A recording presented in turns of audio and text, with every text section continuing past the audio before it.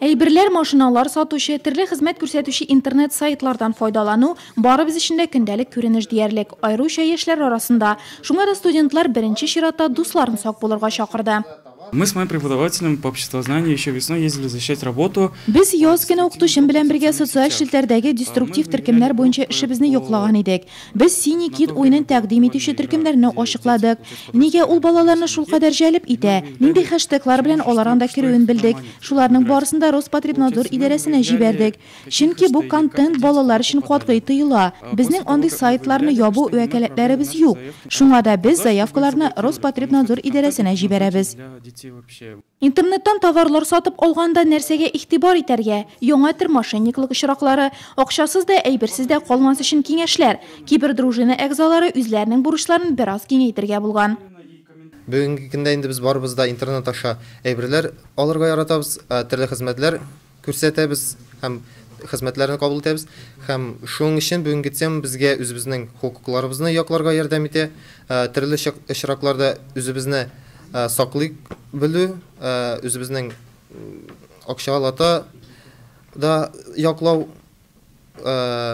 мораль яктан да үзебезне яклый белергә тиешбез.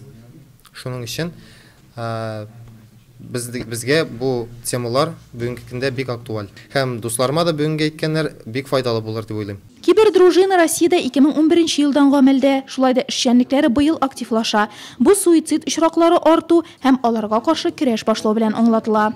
Это, наверное, очень нужная организация. Это организация. Бу бик кирәкле оешма. Битараф булмаган кешеләр төркеме дип әйтер идем. Кибердружина интернеттагы законсыз контентны ачыклап, кешеләрнең хокукларын яклый. Бүген бар мәктәпләрдә дә кибердружиналар оешты. Аларның эше активлаша бара. Нурлат аграр техникумы студентлары без куркынычсыз интернет якла дип белдерә. Тәүге проектларын интернет челтәрендәге күпләргә таныш машиналар сату сайтыннан башлады алар. Исәпләре бу эшне киләчәктә дә дәвам иттерү. С начала сентября была сформирована кибердружина. Сентябрь башыннан студентлардан торган кибердружина булдырдык. Әлегә анда 3 кеше. Төп бурычыбыз законсыз контентны ачыклау. Бүген укучылар тәкъдим иткән проект безнең беренче эшебез булды. Эш планы билгеләнгән. Без ел дәвамында аның буенча эшләячәкбез. Нурлат аграр техникумы кибердружинасының тәүге проекты уңышлы килеп чыкты. Кулланучылар хокуклары сагында хәзер кибердружинада тора дип тулы хокук белән әйтеп була.